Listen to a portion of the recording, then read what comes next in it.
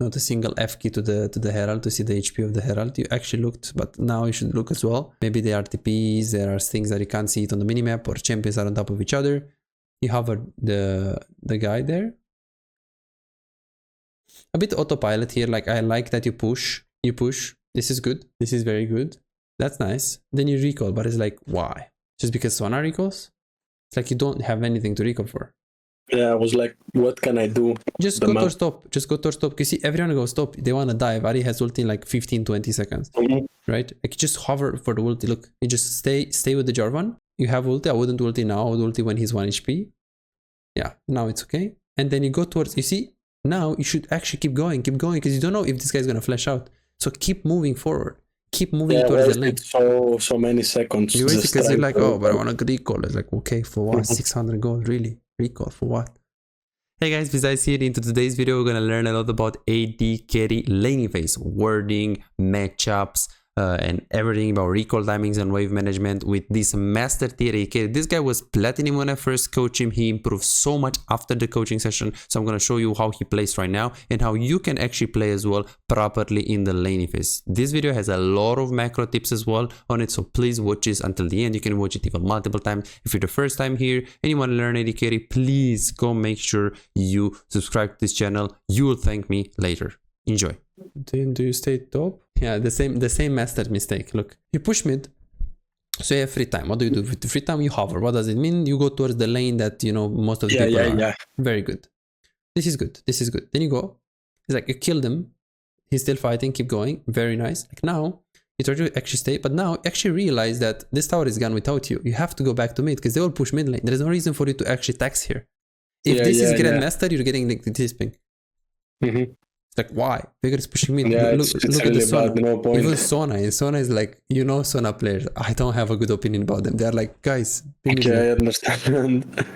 Yeah, it's a wasted time and XP and gold and all of that. And if Veigar was good, he would just chase me there and kill me from the rotate I did, maybe.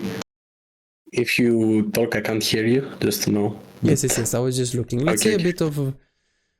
Okay, this theoretically looks pretty good. So you did this, you go towards mid lane, that's absolutely okay. Then you push mid lane, you actually go towards bot lane, which is very impressive. Nice, you actually hovered very well and fast, like it wasn't a delay like last time. Okay, sure, you clicked on the crags here, sure. It can happen to anyone, so no problem. Actually, it was the crit, that's kind of unlucky though. It was the headshot. She have a lot of damage. It's actually quite good though. That's quite good. You put the word, you recall immediately. Then what do you do mid lane? I hope you're gonna go towards Drake. No clicks towards stop. Very good. Hover your jungle, super clean. Go towards your teammates. You do not ghost, which is good. Try to steal the kid, which is good. There is no Baron Nashor for now. You take this, what do you do? Okay, then F key bot lane. So you're not using F key. It would be much easier for you to just F key it. Like F key as in you can. Yeah, I found it really hard to use F keys. I don't know. It feels like I'm getting out of position. You don't need it. You don't need F keys. You can actually bind them. Yeah. Z is close to A. You use A, right? Yeah. Use Z. I use it from the best role in the League of Legends for AD carry, jungle. Z. I play Z. V is from my mid lane. It's on my index. So V is you can press V for the mid lane. C is actually for my shop, but you can actually put it if you want on your support. I use C for target summons only. No. You also have T that is quite close. I have G for top lane because usually I actually had this one F2. But because give me a sec, I will bind them now actually. Yeah. It's good. Camera control. Yeah. And jungler on Z. Yeah, so I have Z, then you say X is nothing, right? You can put X your support, it's actually important. So jungle is Z because it's the closest, X is the support, so support is allied 4. Should I do that like this way? Let's see. Or should I do this like in the roles, like Z, jungle, X? Well, the thing is, if you order the champions, you know, you can order the champions in the game when you press tab, right? What do you mean? So top ally 1 is always top lane. Yeah, I know what you mean. Yeah. So then if you want to switch them up, you just press tab and you switch the champions up. And I'm you just switch wondering, like, as an AD carry, what's the better option to look for? Sure, jungler, because he's most of the times. Yes, and yeah, support as well is everywhere. And support. And then mid lane I have on V, because his V is like not close, not far, but I guess I will look at my mid lane, you know. And top lane is the least important. I would put it on, I mean, I had it on F2 for so long because top is useless. I don't care. I'm AD carry main. Whatever. And ally 2 is mid lane. Ally 2 is jungle, because so when you actually press tab, right, you have. Oh wait, ally 1 is top lane. Yeah, yeah. Okay, so when you press tab, it's logic, right? Because look at this. When you press tab, ally 1 is allied 1. So 1, 2, 3, and then this guy 4. I think. Okay, let me see. Are you an AD carry main struggling to make an impact in your games? Is your damage output disappointingly low, leaving you feeling frustrated and powerless in the role you love? Introducing our specialized coaching program designed to supercharge your AD carry performance. Imagine a world where your damage, decision making and farming skills are 10 times better and the outcome of your games is no longer left to chance. Meet Chase. Just like you, he was once stuck in the same position, facing low damage and inconsistency in his games. Let's see what happened after his coaching experience, from Diamond 4 to Master Tier. Wow! And here is Jordan and Brett, both transformed into formidable AD carry after the coaching session. These success stories aren't just isolated cases, they are a part of a community of over 3,243 players who benefited from the coaching program. If it worked for them, why not for you? Picture yourself as an unstoppable AD carry. It's not a dream, it's your potential with the coaching session. Don't wait any longer, visit Visite.com, book your coaching and become the AD carry the enemy team hates to play against. For my support is X and Z for my jungler. And mid lane, let's give him the V, I guess. Yeah, okay. You can put the V, and then top lane, I mean, honestly, I put it on lane, G, but... Top lane is unbinded for me now. Yeah, just unbinded, that's fine. I will go it's F2. Okay, nice. I was thinking about using my mouse, binding my mouse buttons. But if you're kiting and you're like hitting the Drake, right? And then you I'm gonna misclick. You have a Razer? You have a lot of mouse buttons? Logitech. You have a Logitech. Okay, so I think you have, which one do you have? The 502, G502. I think it's like mine. Yeah, okay. Well, it's not, this is more fancy than mine. I have the Grandpa stuff, normal. Yeah, this one is the Grandpa stuff. I have the size mod. I mean, I don't use them actually because I don't really feel very... I prefer to use keyboard. I feel more precise, but that's just me. Like if you like side buttons, you like side buttons. I only use it for an item. Like back in time when you could buy stopwatch, I would bind it to 3 and use it with my mouse. Oh, really? Okay. Yeah, that was the only thing I used to do. I see. And yeah, I think the same, but sometimes I feel like my DPI is slow and stuff. I don't know if it makes a difference. I play really low DPI, 800, man. That's what I do. It doesn't look like slow, actually. Usually 800 looks a lot slower. You know how much I play? How much? 2.1. 2.1? 2100. 2.1k, okay. Yeah. I play high. It actually improved my gameplay, the fact that I play high. I don't know. Some people say that playing with high DPI is better, but I don't know. The thing is, yeah, if you do the research, you will see that most of the pro players, they play with higher than 1.5, I think. Only Reckless plays 1.4 or whatever. But Teddy, Gumayushi, they play like Faker plays 3.2 or 3.5. I feel like I'm missing clicks if I go higher DPI, you know. I think your clicking is fine. Like I watched a lot of pro players, and your clicks doesn't actually look, your DPI doesn't look slow. It looks fast. So what matters is the DPI and the speed of your fingers and your hand. Yeah. So I think your hand is actually helping you. It's very good. So mid-game macro is actually pretty good. Okay, shit, what happened there? Yeah, I face checked, he chased me in the bush and I didn't expect it. I expected him to go on Ari, but he was like, nope. It's interesting. It's very, very interesting. So you die here. You lose this game or you win this? I won. I ended up winning, but I think the reason I won is it's not because of me, it was because of the Ari Jarvan combo. They had a lot of picks later on. Like Ari legit smurfed it with ult and charm. It's very good. Yeah, this is what you need to play. We need to play for Nash, but I would have liked it here. Just you should Like just play for like out type, play for Nash and out ping once assistance so Jarvan can go. But what I don't like, that's preference if you want to be a shot caller. But if you don't want to be a shot caller, but it's like quite important to do, because the thing is something weird here. It's like, okay, so you respawn, that's fine. You go to mid, that's fine. We actually get a pick, that's fine. So your first intention right now should be what? My first intention? Intention after you just see this. Yeah, pink the bottom, I guess. Instantly. Because if we start it, let's say Jarvan moves right away. If they face check, we have Jarvan ulti. And remember, Kog'Maw without Milio. Yeah, no wards as well, yeah. Actually, killing sometimes I don't think of it, by killing a support before an objective has to be huge, because the other team can't ward. Yeah, it just depends on the support. But in general, supports are scaling very well. Like, think about it. Milio, Sona, even on, Nautilus maybe not, even though they have no engage, so it's important. But melee champions are not as important as range. Janna just died? Wow. So you think that range supports are more useful, I mean, not more useful, more impactful in these cases like objectives? In later stages, once they got an item and a half to 2, the range supports are insane. Yeah, so late game killing an insane killing and ranged support late game is like I wouldn't flash for it. I wouldn't like just grid with that, like Kog'Maw flashing for Sona. That's stupid. You're gonna die of Jarvan and Ahri. But if you play, like if you can kill without flash, then it's really just good. like Ahri did, I guess. Yeah, because think about it, Sona, Milio, Lulu, Nami, okay, compare it with Alistar, with Thresh. Like what he's gonna do, hook me in the late. I'm having problems playing laning phases with champions like Janna and stuff. Yeah, because they don't do much, so you have to just kind of like suffer.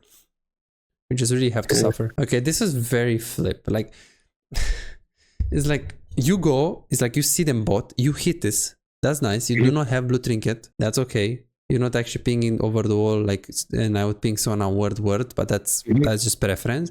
But what is actually up to you is right now, just stop DPSing the Baron. Because if you're actually hitting like this W of the Veigar could have actually taken it. Did you see that? Yeah, sure. So what you guys had to do is that, so Veigar... Wait just wait, W. Because, you know, he's actually maxing his E, right, after Q. Yeah. So W is actually 9 seconds or 8, but let's say with cooldown reduction is 5. So you have an edge, like here, he used this, he does have W, so now I would stop, and then if he uses QW, then I would just burst. Yeah. And I would actually let Jarvan to burst it. And this is solo elo actually play solo elo situations. Like we take this, like you take this, and it's like now just recall, like ping them, danger, and just go with Ahri. There is no reason for you to catch me. We'll have zero vision. Yeah, it's like why are we trying to fight after we get Nash? Like we got so much, they actually moved bot. Like this fight is completely grief. Like this will only happen in low masters. Only in grandmaster. Here they will spam FF. They'll be like, "What the fuck, guys? Is it the first time you got Baron? Like, why are we fighting after? Because you took so much. Look at this. You just took so much. Yeah. This is insane. Like, Xante is pushing bot. Milio died. You have 700 gold already. Pushing mid lane wave. Then you go for the Nashor. You took the Nashor, and you actually still fighting. Like, this doesn't make any sense. So, how much is this? 21.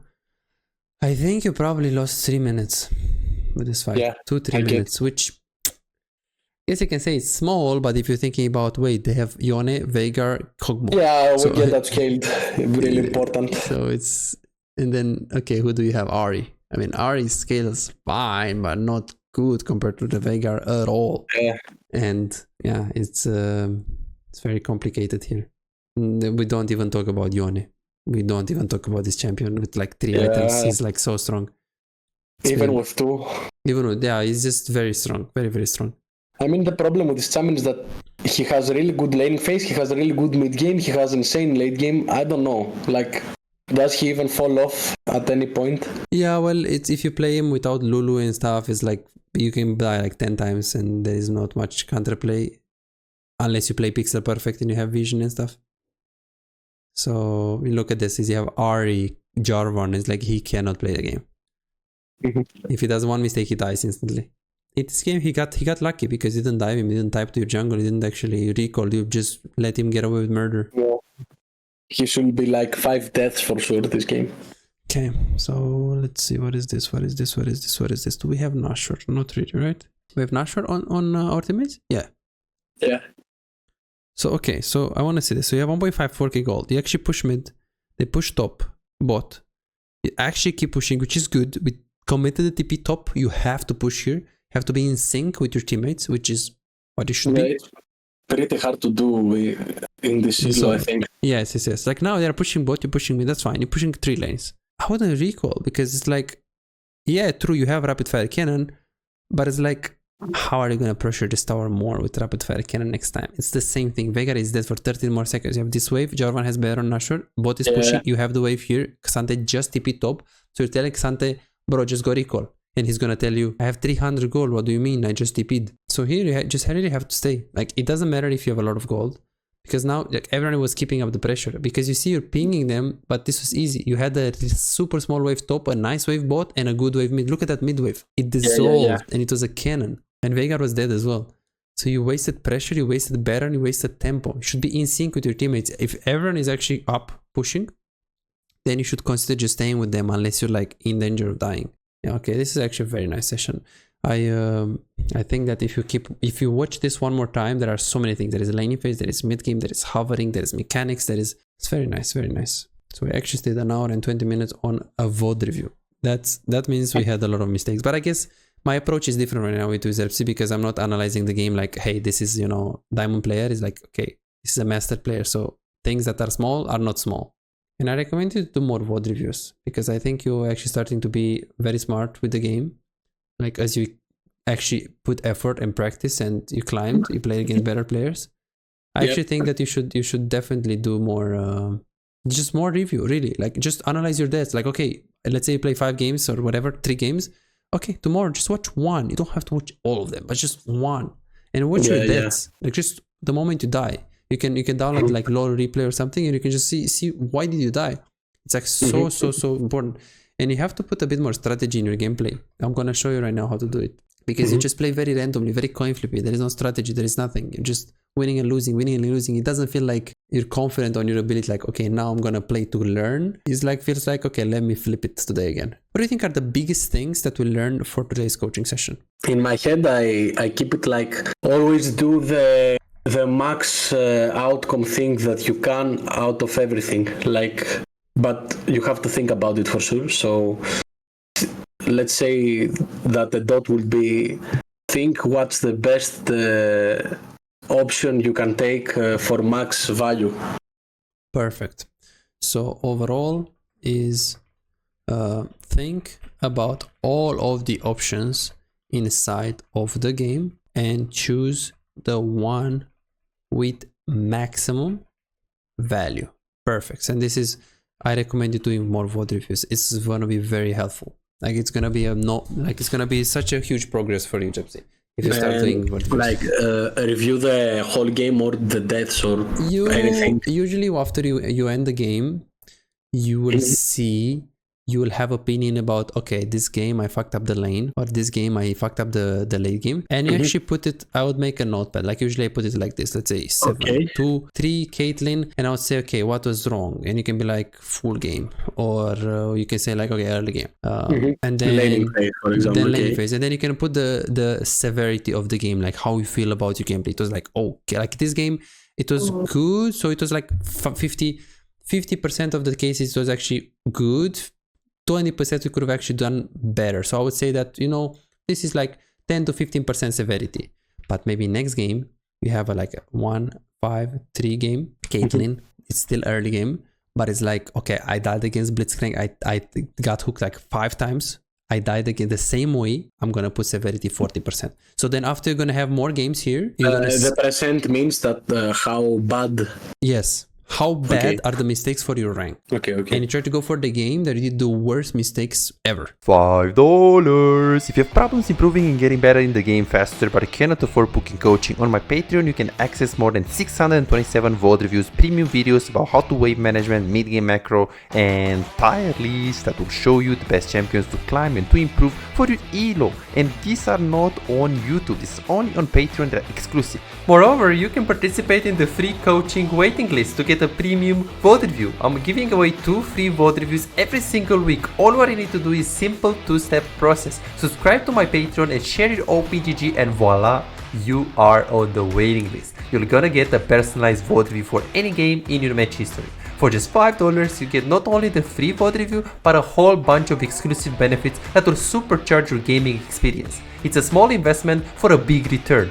And it's just $5, it's no brainer, right? But here is the deal, you've got to act quickly. The waiting list is already filling up fast. 55 people already subscribed to the Patreon, and there are 6 people that they are on board, they are on the waiting list. And more are joining every moment. Now, do you want to secure your spot for a free VOD review? Go ahead on my Patreon and reserve it right now.